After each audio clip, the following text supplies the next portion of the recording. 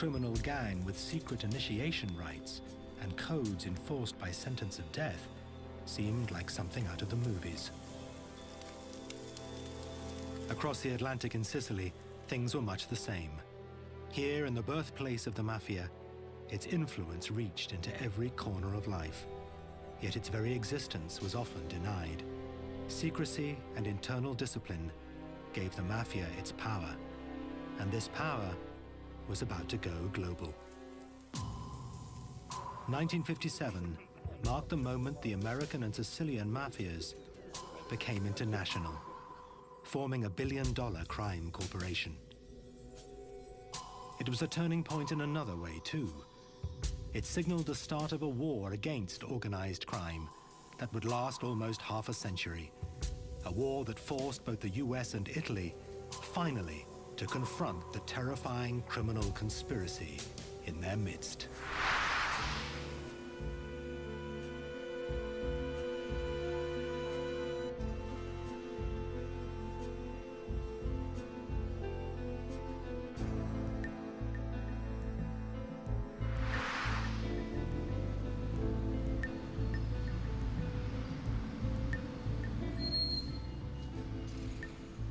The United States in the mid-1950s. The good times were here. The country had emerged from depression and World War with a booming economy. For many ordinary men and women, the American dream had become a reality.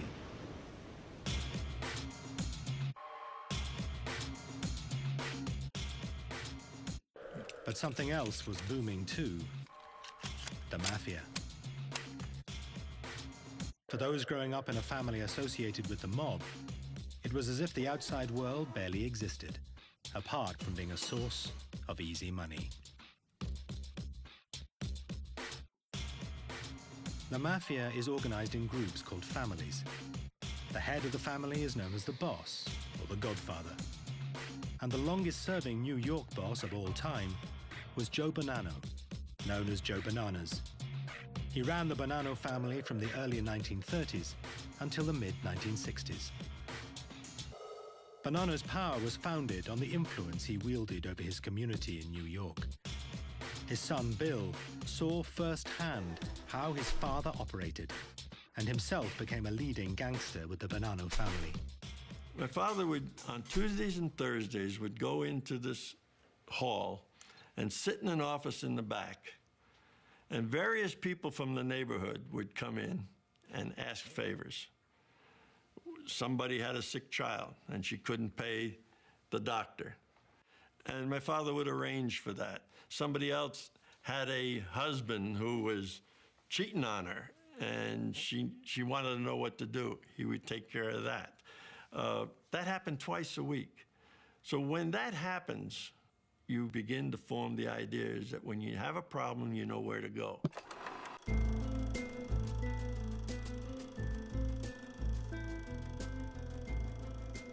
This is home movie footage, shot in Brooklyn in 1957.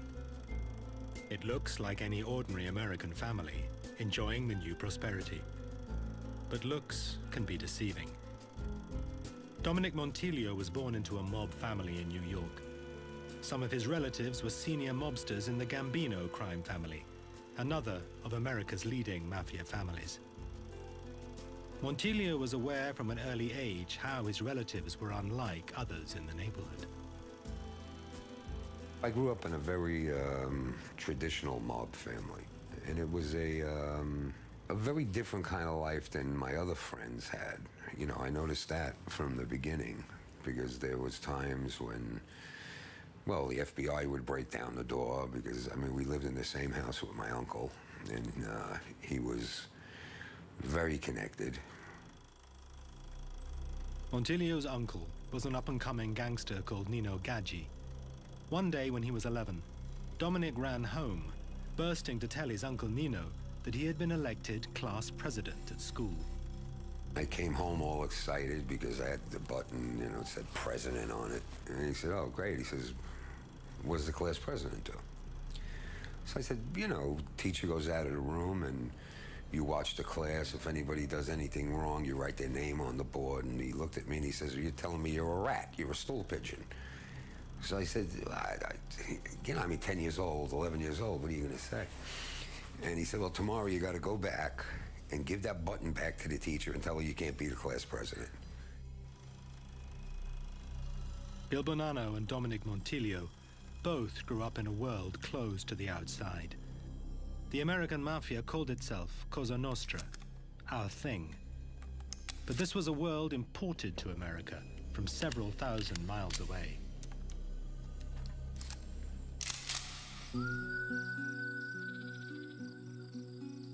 This is where the Mafia came from. Sicily, the largest island in the Mediterranean, with a population of 5 million, less than 2 miles from the Italian mainland. Like Montiglio, Leoluca Orlando was born in 1947, in Palermo, Sicily's biggest city. Unlike Montiglio, he would grow up to fight the Mafia, not join it. Sicily is a land of contradictions. Palermo is the capital of Sicily, is the capital of the Mafia too. Is the capital of the history, is the capital of the shame of this land. In the Sicilian dialect, mafioso once meant bold or beautiful. From the 1860s, it became the name associated with the island's criminal element, who were often organized into families of men related by blood or marriage. But their existence was steeped in secrecy.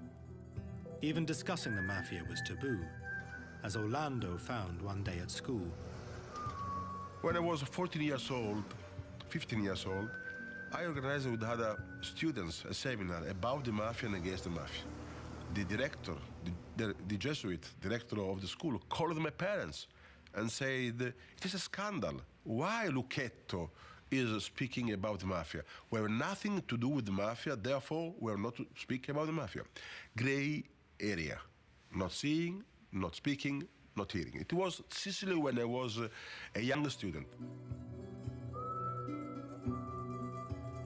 Joe Bonanno grew up in this world. He was a native Sicilian, born here in the pretty seaside town of Castellammare del Golfo in 1905. He only moved to America in the 1920s. Sicily has a long history of mistrust of authority. There's an old saying back there that to know a man, you have to know his father, and his father before him, and his father before him. And once that happens, there is very little room for betrayal. Much of the power of the Mafia derived from its ruthless discipline. Chief among these values was omertà, the vow of silence. In Sicily, all mafiosi had to take a sacred blood oath that they would never betray the organization to the authorities, and that they would always carry out the orders of their mob bosses. The novice was sworn in through a quasi-religious ceremony and became a so-called man of honor. The American Mafia followed exactly the same traditional initiation ceremony. You're brought into a room and you're given the image of a saint. Prick your finger, enough to draw a drop or two of blood, put it on the image of the saint, put the saint in your hand, and they light it. And you take an oath, and it simply says that you hope to burn as this saint is burning if you betray your brothers. To break this oath would mean death. Our culture taught us to act like men. And acting like men meant keeping your mouth shut. But for Bonanno and his fellow gangsters, omertà was more than just a vow of silence. Omertà comes from the root manly, and it simply means to act like a man. And a man doesn't get somebody else into trouble. Therefore, he doesn't say, John did it. Who hit you in the face? John hit me in the face. A man will see to it that John gets hit in the face. Early in the 20th century, a young man was growing up in Sicily who would change the face of crime.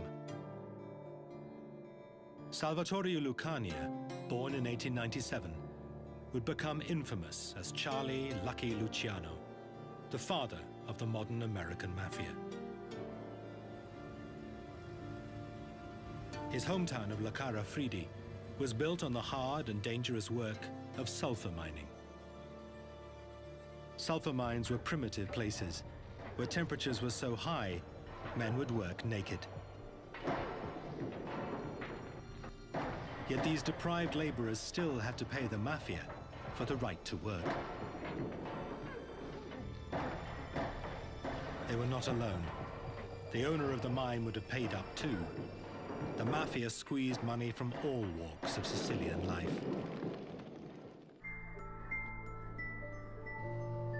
When he was 10, Luciano was one of hundreds of thousands of Sicilians who left the poverty of the islands behind and set sail for a new life in America.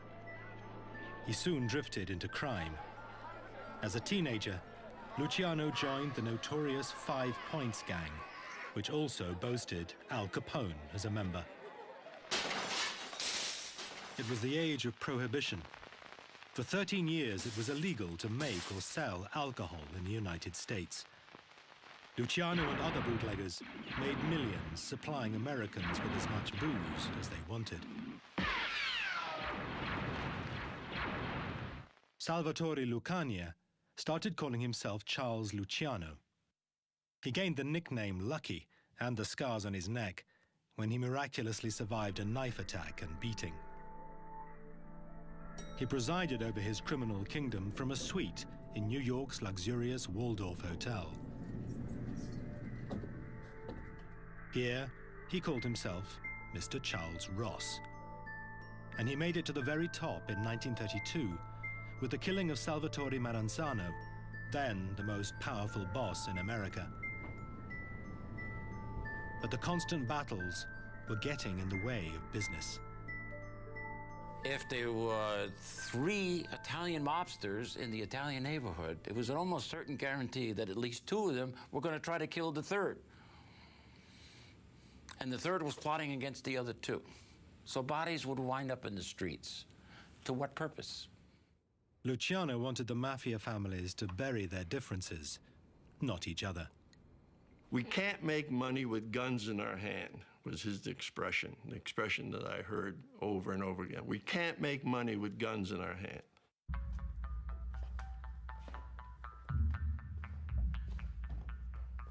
His solution was to set up a body called a commission, a Mafia board of directors made up of the bosses of the 5 New York families, plus those of Chicago and Buffalo. Any boss with a grievance against another family could bring it to the commission. But for the plan to succeed, Luciano had to win the support of the other families, including Joe Bonanno, who had just taken over from Maranzano, the man whose killing Luciano had set up. Because you got to remember, Luciano was an Americanized guy, so he talked that way. My dad always told me that Luciano talked just like those Americans. And he says, those guys are dead. I have no quarrel with you, and I know you don't have a quarrel with me. Therefore, past is the past, let's go on. Joe Bonanno backed Luciano's plan and joined him on the first commission alongside Al Capone. Luciano's conception was that he would meld Sicilian Mafia mores, which formed a very tight organization with American business methods. That's basically what he came up with, a kind of amalgam that we came to know as American Mafia organized crime. With peace, the mob could concentrate on what it knew best, making millions of dollars from its control of illegal gambling, prostitution, and extortion. Small wonder life as a mobster seemed so attractive to many growing up in post-war America. The teenage Henry Hill watched awestruck from the window of his Brooklyn home at mafiosi gathered on the street. You know, and you see those Cadillacs and, you know, and guys in suits, big black suits, and diamond rings like the size of a quarter, you know, and beautiful woman. What the is this, you know? So I walked over, got a job, washing cars, sweeping them out, you know, just to hang out there. And that's how I, you know, started hanging out over there. And it was exciting, you know. Hill would become a mobster with the Lucchese family. Another future gangster, Frank Culotta, was also in awe of the mobsters he saw as he was growing up in Chicago. Well, actually, I grew up into that world. The neighborhood I came from, they were all outfit guys, crooks, murderers. And I sort of looked up to them and idolized them. I used to shine their shoes. They'd give me, instead of a nickel, they'd give me $1. So, I seen a lot of money then as a kid, and they impressed me. So in my mind, I always wanted to be something like that. The ruthless discipline the Commission brought to the world of crime meant the power of the mob grew unchecked. In New York, places like the waterfront became synonymous with mafia control. It used its control of the unions and fishing companies to make millions a year. It did the same across the city in industries such as construction, in which the Bonanno family was involved. You'd construct a building, and you'd put in even just a 2 or 3 cent increase on the value of the cement that was used in that building, which could turn into millions of dollars.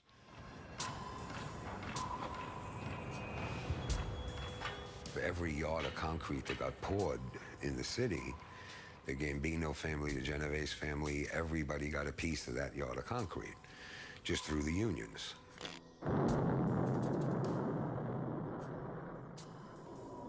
It wasn't just one little thing, but you multiply this by hundreds and hundreds and thousands of activities that were going on throughout the country, and you got a force to be reckoned with. In New York, the Mafia seemed to have its finger in every pie. We ran the city, basically. I mean, we could stop a building from going up, or a movie being made, a show on Broadway. I mean, you didn't do it right. If you didn't do what the boss wanted you to do, you were either dead or you were out of business. It wasn't pretty. For the most part, the authorities denied the existence of a national criminal organization. One reason was that the Mafia was busy buying protection for itself. Bill Bonanno says he would meet corrupt police officers in a restaurant to give them their bribes. I had dinner at a little restaurant, and I was there with 2 other friends. And we were sitting around, and they said, "You have a look of nostalgia on your face. What's up?" I said, I used to come here in the late 40s and the early 50s, and I turned around and I said, I used to sit in that corner back there. And I used to meet with a captain and 2 lieutenants from law enforcement. And one of them said, "Well, what were you doing here?" I said, "We were giving them their envelopes." Envelopes for what? To look the other way while we had the gambling, we had the horse racing, the bookmaking, and the numbers. The commission was presiding over a boom time. As he rose through the ranks of the mob, Bill Bonanno attended several meetings of the commission with his father, Mafia boss Joe Bonanno. The commission boasted it was so powerful that it could even influence government. I can remember a time, and I participated in some of those meetings, and the decisions that had to be made were, you're going to be the next federal judge. You're going to be the next governor. You're going to be the next senator. You're going to be the next House of Representatives candidate. The men got up after those decisions, and lo and behold, it happened. The Mafia had a power that was unacknowledged and unchallenged, until the temptation to make even more money proved impossible to resist, and finally forced the US government to act.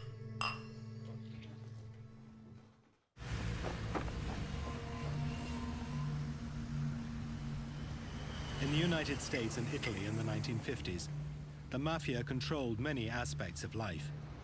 Yet the governments in both countries barely acknowledged the existence of organized crime. Law enforcement had a different enemy. The Cold War was at its height. The main target of the FBI were American communists, not Italian-American gangsters. The communist bloc has woven a vast network of espionage throughout the free world. Communist line is uniform and deadly. Destroy America. After World War II, in the FBI's New York office, there were 400 agents chasing communists. There were just 5 dealing with organized crime. The story was similar at the Department of Justice, where William Hundley worked. When I took over the organized crime section in the Justice Department in 87, there were basically, maybe 7 or 8 lawyers there who were basically clipping newspapers. They weren't doing anything either. The director of the FBI was J. Edgar Hoover. He had been its head for over 30 years. Hoover was one of the most powerful men in Washington, eventually serving under 8 presidents. In law enforcement, what Hoover said went. And to Hoover, America's priority was the Red Menace. Hoover had almost no Italian-American agents who could infiltrate the mob. Indeed, he had few agents from any ethnic minority. At that time, Hoover did not have one black agent. He had no female agents. Excuse me, his chauffeur was black, so he made his chauffeur an agent, so he could say he had one black agent. In essence, he had all of these waspy guys, with the snap hats on and whatnot. Yeah. But from the late 1950s, a succession of events would change all that, finally forcing the authorities and the nation to acknowledge the existence of the Mafia. Once again, it all started in Sicily. And it was a story in which Mafia godfather Joe Bonanno played a central role. In late 1957, Bonanno took a trip back to his native Sicily. He had been born here in the tiny coastal town of Castellammare del Golfo before emigrating to the US as a youngster. But Bonanno's trip was no sentimental journey. The Mafia Don was on business. Joe Bonanno had maintained close links with his family and criminal associates in the old country. He was approached by some old acquaintances for advice on a pressing problem. My dad told me that one of the leaders of the Palermo Mafia came to him and said that there's a few people that they would like to talk to him about certain problems that they're having here in Sicily. A meeting took place in this building, the Grand Hotel des Palmes in Palermo, one of the top hotels in the Sicilian capital. Even to this day, details of who attended and what was discussed remain shrouded in mystery. Bonanno may not have been the only American present. Charles Lucky Luciano was now living in Italy, having been deported from the US after the war. Today, the Italian authorities believe that he was also present at the Hotel des Palmes. E dal 12 al 16 ottobre del 57 a Palermo. From the 10th to the 16th of October 1957 in Palermo, in the Hotel des Palmes, there was a summit of about 30 mafia bosses. American Cosa Nostra and Sicilian Mafia bosses. Le maggiori famiglie americane, cioè era presente per esempio la famiglia Bonanno con il suo capo Joe Bonanno, con altri membri. The major American families were represented: Joe Bonanno, Lucky Luciano, who had been in Italy since 1947, and then there were the local mafia heads. Era presente Lucky Luciano, che era già in Italia dal 47, e poi erano presenti i capimafia locali, i capimafia siciliani. Over dinner, the Sicilians explained why they wanted the meeting.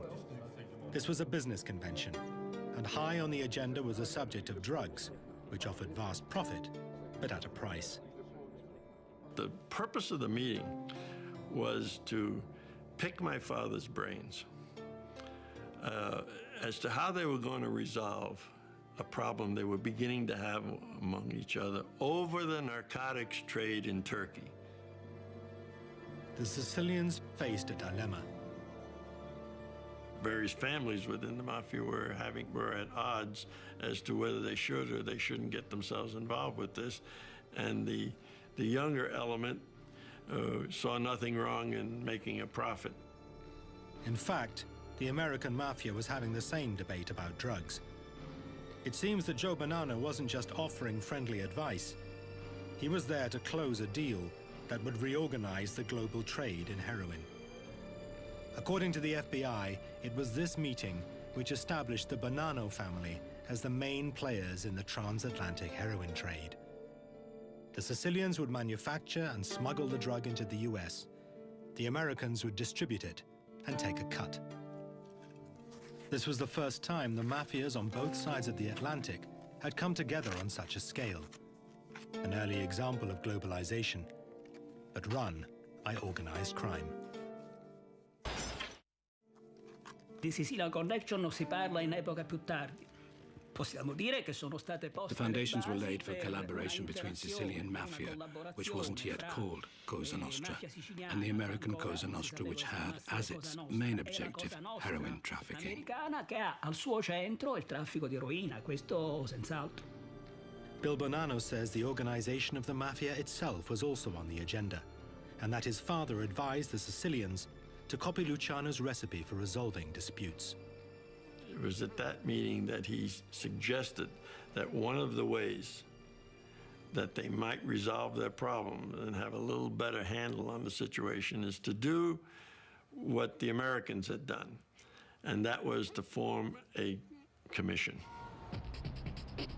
The Sicilians did set up a commission, but it would only meet a few times and never gained the authority of the American original. In America, the subject of drugs continued to dominate mafia discussions.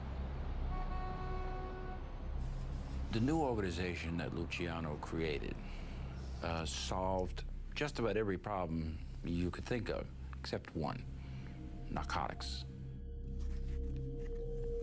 In the beginning, Luciano assumed that the organization could keep organized crime out of narcotics altogether. It simply wasn't worth the trouble. The difficulty was the money. And for the mafia, money was always irresistible.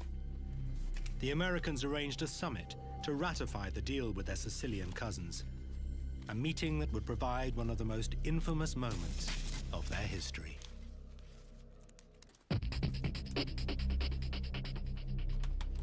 The deal between the Sicilian and American Mafia in late 1957 was a turning point for both organizations.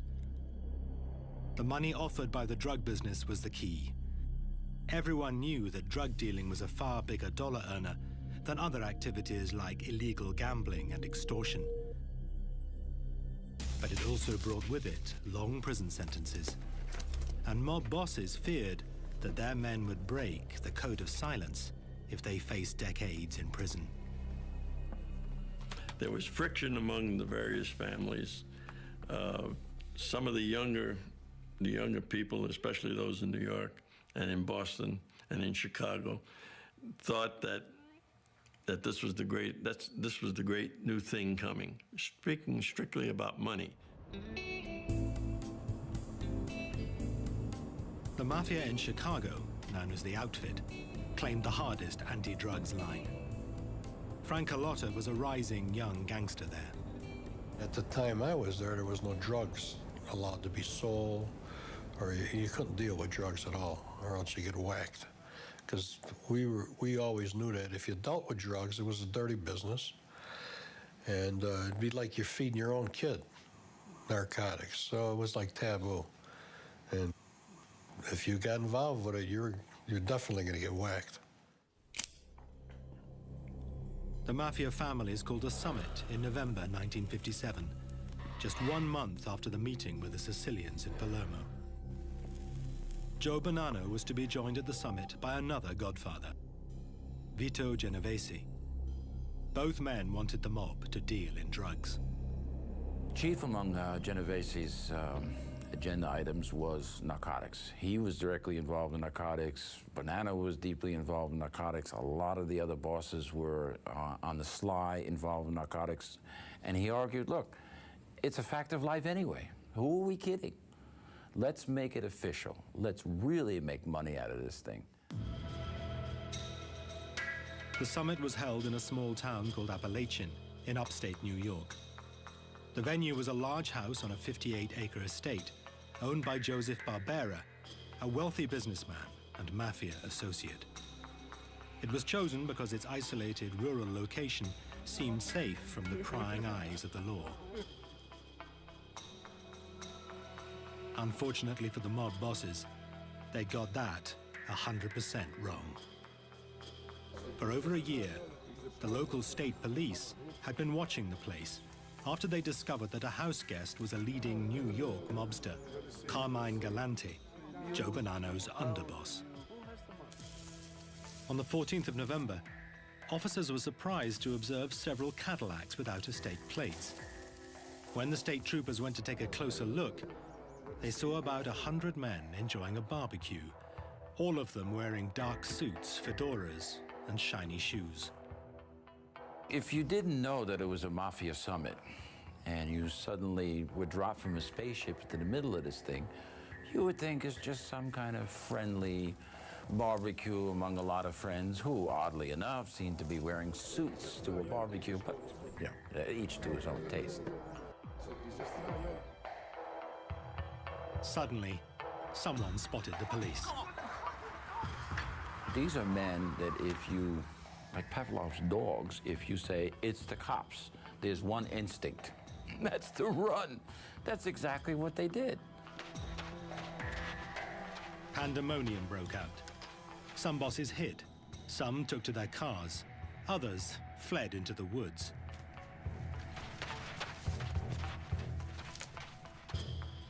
It was a farce. It was probably the Mafia's lowest moment.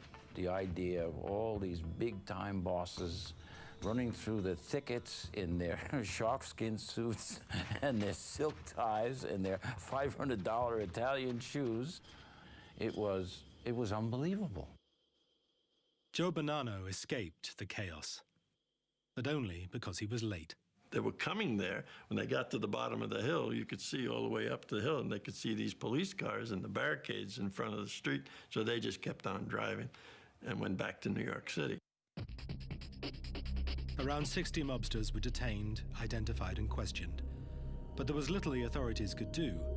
Attending a barbecue was not a crime, and they were not even carrying guns. While the mobsters went free, they were convicted by the media. The next day, the Gangland Conference was headline news across America.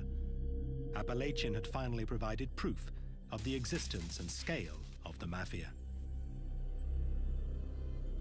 J. Edgar Hoover, who was head of the FBI, said there is no such thing as the Mafia. There is no such thing as the National Crime Organization. There is no such thing as a leadership group within this organization. Well, even he had to admit after this meeting that maybe there was something. The extent of organized crime in the United States is a national disgrace. The very fact that we have a crime problem reflects an evil of even greater import. It generated a lot of pressure to get something done. In my own situation, I mean, that's why I was appointed head of the organized crime section. Now law enforcement would have to play catch-up to come to terms with organized crime. One of my biggest complaints was that, we wanted to pool information on these people. We wanted the investigative agencies to share it. We wanted to collect it on the mafia leaders and whatnot to make our efforts to prosecute them much more feasible. Couldn't get it done. They just wouldn't do it. First of all, they didn't have anything, and second of all, they wouldn't share what they didn't have, The spotlight was now on the Mafia. Before long, they would attract the attention of the president and the American public alike.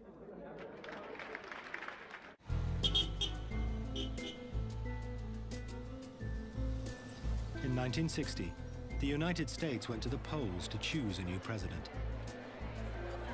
It was the most hotly contested election for years. John Kennedy and his rival Richard Nixon were neck and neck in the polls. The contest was too close to call. Both candidates made every effort to get the voters out.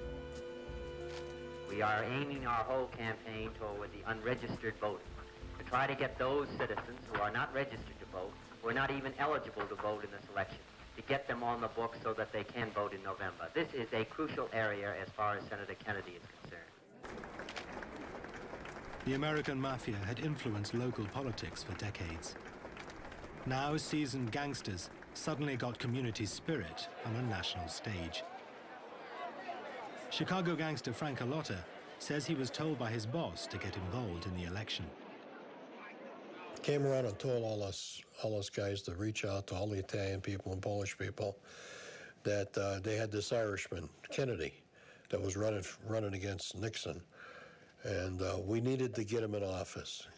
We needed all the votes we could get to get this guy in office. It seemed the Mafia wanted Kennedy in the Oval Office. What has never been clear is why, despite allegations of links between JFK's father, Joe Kennedy, and organized crime. Kennedy squeaked by, beating Nixon by just over 100,000 votes across the country. In Illinois, the Democrats won by just 9,000 votes.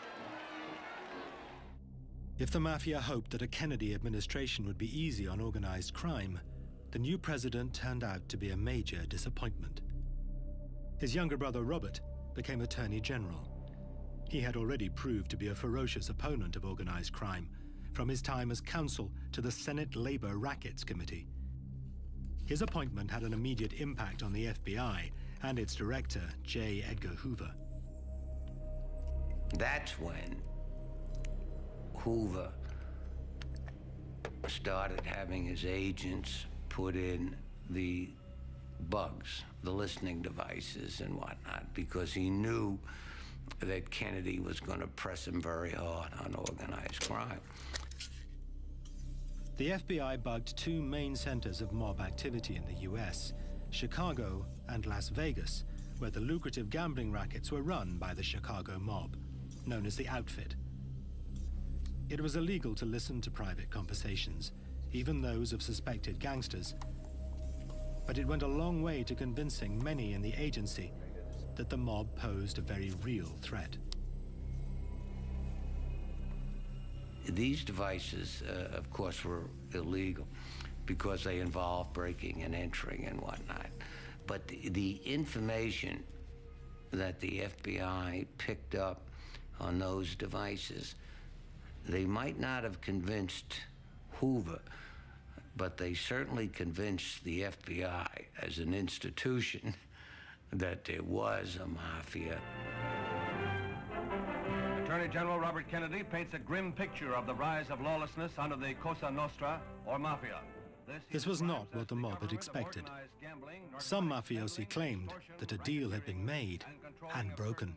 I was amazed that Robert Kennedy went after organized crime so hard, because it went against everything that Robert Kennedy's father had agreed to for the help and support of getting Jack elected to the presidency. The American government was taking a more aggressive line, but they had failed to penetrate the mob. Part of the Mafia's power was based on its code of silence, known as omertà. Then the FBI got a break. It was a story that had its roots in the Mafia's continuing indecision as to whether to get involved in the heroin trade. Joe Valachi was a mobster with the Genovese crime family, a 30-year veteran of organized crime. Valachi had a sixth grade education. I think he committed his first crime when he was about 6 or 7 years old. Broke into a grocery store, in and out of jail. But he had, he had street smarts. Joe Valachi was a low-scale, knuckle-dragging hood who was never going to be any more than a soldier. He was never going to make the really big money. In 1962, he was in Atlanta jail serving a prison sentence for drug dealing. He feared that his bosses were going to kill him there, for officially, the mob was still opposed to drugs. Valachi acted first, murdering an inmate he believed had been ordered to kill him. It was the wrong man. Whether through fear or remorse, Valachi broke and decided to turn government witness. Now, the original idea was that he would become an informant for the Federal Bureau of Narcotics and tell them about other dope dealers. That's all the Bureau wanted to know. Other dope dealers, that's their job. But Robert Kennedy had a brighter idea. He said, wait a minute, let's talk to him about the Mafia. It was the first crack in the Mafia's code of silence. William Hungley was one of the first to hear his revelations. As soon as we got the story, I mean, we moved him up to Fort Dix, flew him up there in a helicopter. The brig up there was empty, and we put him in the brig. We started interviewing him. Valachi detailed the structure of the Mafia families, from his level as a soldier to the very top, the Godfathers. But this information was never given by him in any criminal trials. Instead, Robert Kennedy turned to television, which was covering the sessions of the McClellan Committee. Robert Kennedy had the brilliant idea, let's put Joe Valachi on show. Joe Valachi gets before the Senate Committee, and a national audience is absolutely fascinated.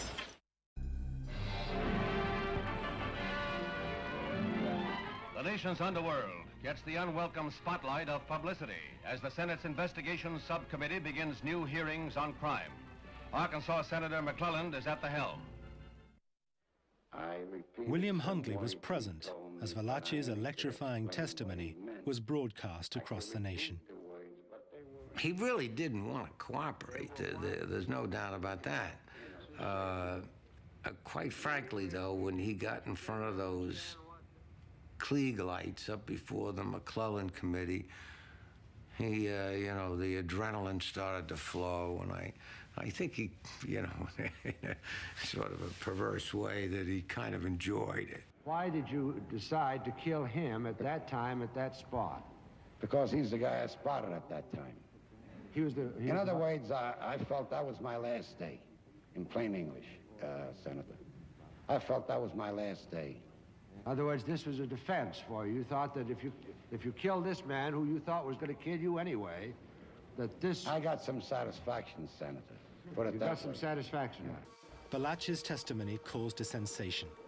Here, live on TV, was a mobster giving the first tantalizing glimpse into the secret world of the Mafia, or, as he called it, Cosa Nostra, Italian for our thing.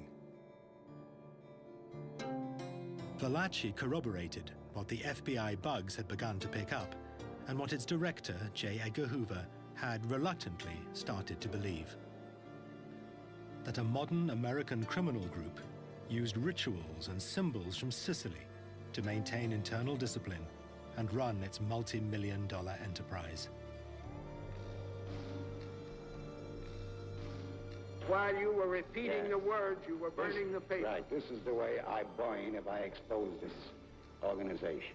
There's always a lot of skepticism about that, because nobody had ever come forward and, said how you get made and whatnot. And apparently, it was exactly the way he said it was. They decide who's going to get made, you get together, you burn this holy picture and whatnot, and then bingo, you're a made member of the Mafia. He went on to explain that you live by the gun and by the knife, and you die by the gun and by the knife. Who was chosen? Who became your godfather? Joe Bonanno. Joe Bonanno? It happened to be now, my where godfather. is he? Is he on this chart we have here? Is he at the head of one of the families now? Yeah, he still is. He still is? Yes. Still alive? Right. For the American Mafia, and the Bonanno family in particular, Valachi's TV appearances were devastating. Valachi's testimony was certainly a blow to the people in our world. There's no question about that. Senator, can I say something, Senator? Yeah. As to what I'm telling you now, I need to go no further to say nothing else.